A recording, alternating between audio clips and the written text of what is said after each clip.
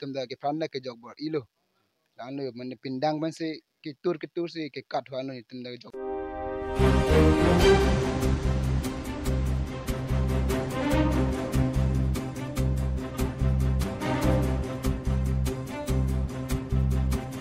nar ke bang ta do ton photro baduk ke gila man se ke bang lo nili hen mang te bang ke ang palle ke jon we dang palle bang ke nil tumda ke franna ke jog bor ilo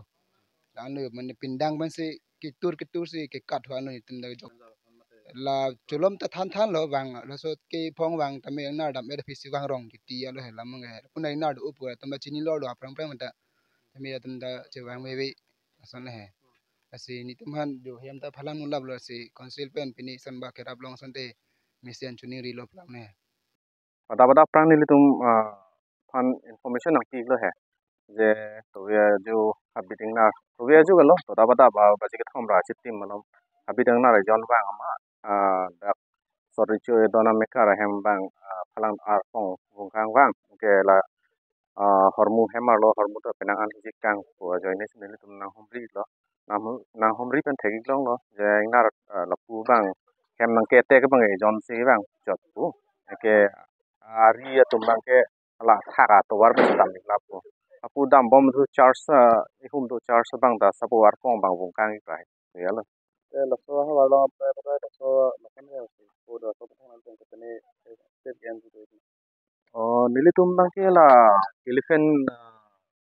depredation spot selamik lo je nili tumma josi men li tum thek thep lo te hala da rong so tum pen isi protection of hanam kipa bomb som lason torch light hai hai ta kpp do lasi penang an ke son si ron lo nar prone area an ke nar ga ra raju bang ke si nili tum le tum thek the an ke hala tum si control to along pen along podun de ti da do he chini do ni ge da do si an ke la awareness bang da pi bom lo en ke non nili tum hin pen wwf tum pen ta lo ku chingwai lo non rat pen chingwai padoi chi PPC claim ke meji ma ingnar pen ko son si chi pajo gi ma la khalam da chi than chi mum po si ni de tum hin pen